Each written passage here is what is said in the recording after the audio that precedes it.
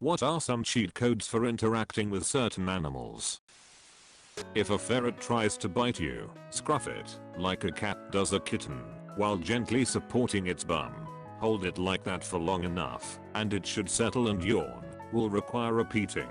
When patting dogs/cats, try to scratch underneath the chin and work up, instead of going straight for the over-the-head pat. It makes you appear much more friendly and less dominant. Many rabbits will enjoy a pat and a head scratch, instead of being picked up. But if you do, best to have one hand around its shoulders, and use the other to scoop it up from behind, so you quickly have it on its back in your arms, 4 paws up. If done correctly and quickly enough, they'll sort of just lie there, looking half asleep. Some prefer the tuck its head right under your chin method, so they feel supported everywhere, i.e. not only supporting legs, but held around their side or sides, their head, and their back. If you wriggle your fingers in front of an aquarium, fish will swim to your worm-like hands. Birds have trust issues. Dogs will defend their territory, but will almost always avoid fighting. If you find them outside their territory, if you run into one on the street, his policy will be not to bother you if you don't bother him. If a dog is actually having a go at you, it's because you're near something he owns or otherwise values. In this situation, don't just run away. It's his instinct to chase you. Instead, back away showing your side, but not your rear. This indicates that you're not interested in fighting him, but that you're prepared to defend yourself if you have to. For best results, find something to shove in his mouth to block bites. Remember, a wagging tail means excitement, and the difference between playful excitement and dangerous excitement is in how stiff and straight the tail is while it wags. Do not stand behind a black bear when he is backing up. They have terrible blind spots and very poor insurance coverage. Leave giant birds the hell alone. Would you pet a pea-brained angry dinosaur? No. Why? They put ostriches, emus, rheas, etc. in petting zoos is a mystery to me. These guys can quickly injure you, and there is no single quick tip in dealing with them. Rubbing your thumb and pointer finger together in a show me the money way gets animals' attention. Cats, fish, lizards, it's pretty neat. Throw a peanut at a squirrel. He might get scared, but then he will check it out and eat it. Throw peanuts closer and closer to you one at a time, waiting for the squirrel to find each one and come back. Make a noise every time he picks up and eats the peanut. Eventually you can get the squirrel to take a peanut next to your hand without your hand moving. Keep making your sound and throw the peanut in front of you and hold it. Try not to get bit by the nervous squirrel. Works with other animals too. With horses you can blow gently into their nostrils. It's supposedly horseish for saying hi to other horses they like, and if it likes it, it will blow back and be chill. Have tried it a few times, and they seem to like it.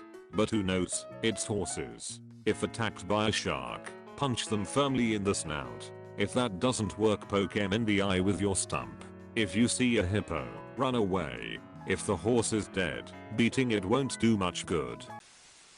Never try to get near a herd of sheep in the wild, because sheepdogs are quite protective. That being said, if you ever have to walk through a herd of confined sheep without making them shy away, walk backwards through the herd. They will calmly stream around both sides of you. Why? Because sheep are very stupid creatures. Grew up around a lot of animals, so flies always jump essentially straight up and forward as you go to slap them, and they're faster than you. Clap above them about 6 inches to compensate. Ever try to catch a frog? Same thing. Get behind them, lean over, and be ready to catch 6 inches to a foot ahead of them as they jump away. If you need to pick up a turtle, approach from the rear and grab it on the sides of its shell. Warning, it will pee on you and scratch while trying to reach around and bite you. Generally, they can't bite past their front legs. Crabs are the same tactic. Approach from the rear and pinch in the center ear. Grab them by the butt. They'll squirm and stretch, but they can't get you. Always keep your hand on a horse so they know where you are. Goats headbutt to establish dominance/pecking order. Square up with them, hold your ground, and let them headbutt the heel of your boot. They're going to hit pretty hard, so be ready, as you're essentially kicking them in the top of the head. You won't hurt them. They're literally designed for it. When you don't budge, they know who's boss. I've done this since I was 8 or 10, but it's easier the bigger you are. Smaller dog thinks he's the boss, coming after you/guests. Do what the pack leader does. Grab him by the scruff, push his head down, roll him, and hold him by the neck. Bare your teeth and stare at him. If he's still freaking, you can hold him, as long as necessary. Almost all of the time, they stop immediately. This is how dogs win fights. Kicking/hitting/smacking dogs is not something they understand, and is just plain abusive, and likely to make them even more aggressive. Doesn't work on big dogs. Too much potential to actually be hurt. In dog packs, alpha eats first. Humans should eat first. Dog gets food after human dinner is over. If you're feeding your dog before yourself, you send quite a message. Cat claws only work one way. If they're latched to your clothes, or you pull them forward to release. This is why cats can't climb down trees head first and get stuck on occasion. Snakes are easily distracted by motion. Wiggle the left hand far out while you grab the tail with the right and start walking away. Watch almost anyone working with snakes. You'll see them do similar. Obviously, avoid touching snakes at all costs, unless you know what it is and what you're doing. Ever lose a hamster/mouse? Take a steep bowl or low bucket and stack books around it like a little spiral staircase. Put some peanut butter on a cracker and a small dish of water in the bottom. They'll be in there scratching to get out before you know it.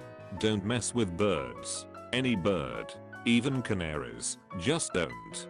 Don't approach deer and similar horned wild animals. Generally, they run away before you get the chance. If they don't, chances are they're guarding babies or territory. They're very good guards.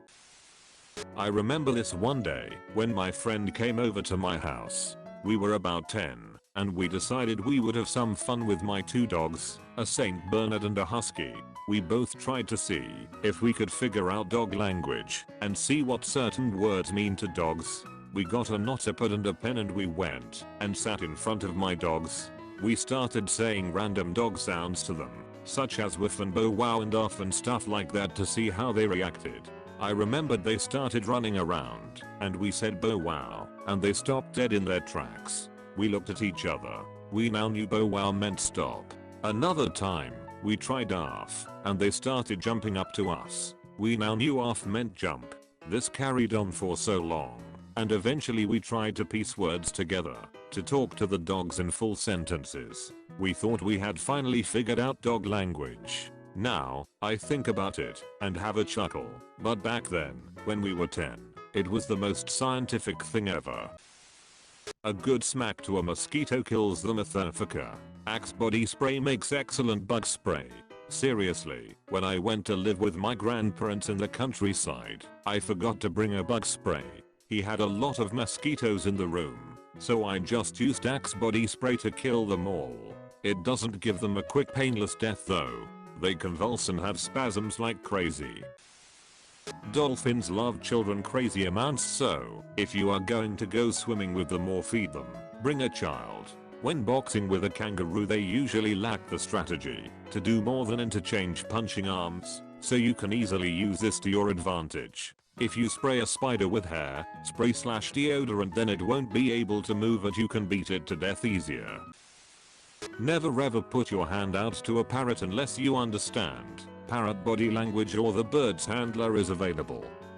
I have a Congo African Grey, and she can break chicken bones with her beak. Never look at a parrot with both eyes. When a parrot's belly feathers flutter, they are very relaxed. If a parrot's head feathers are down, but the rest of them are up, you are in moderate danger. If a parrot's back feathers are up, you are in great danger. Parrots are sneaky, manipulative little buggers. Whatever they are doing, bear in mind that it might be a trap. Yelling at a parrot will only make them yell back. Also, they love drama. If you yell at them, they will repeat the behavior so that you will yell again.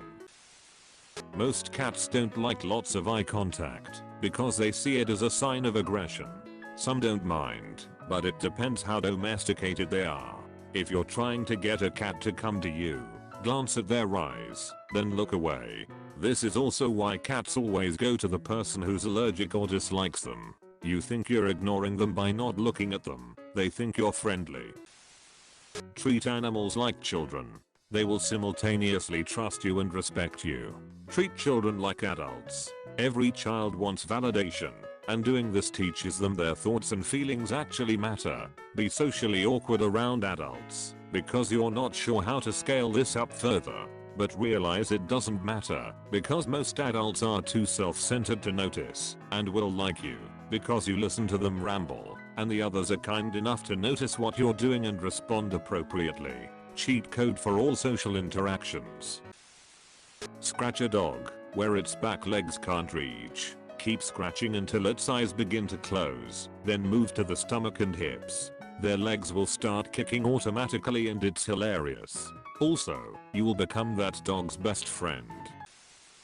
If you cough loudly and the cow's ears don't twitch much, it's a good sign that the heifer is concentrating on a good hand. It's wise to come with a bluff or fold if you have a weak hand at this point. Note, for a bull, the answer is reversed. If you cough loudly and the bull's ears don't twitch much, it's a good sign that the bull is preparing to charge. With dogs, always let them smell the back of your hand when you approach them. Never go straight for the pat on the head. Some dogs see this as a threat and will become aggressive. Letting them smell the back of the hand lets them know you're cool. Cockatoos can be very friendly if you have one's attention. Soft clicking/clucking noises and small head bobs will often result in them dancing and imitating you. Be careful or they might land on your head or shoulders, which has happened to me. If you can pick up a chicken, hold its head under one of its wings, then rock it like a baby for a minute. Then put it in the ground, and it will be asleep. You can also put them in a trance by holding their beak against the ground and drawing a line out from their beak with your finger. When you let go, if their head, they just kind of stare at the ground with their head down.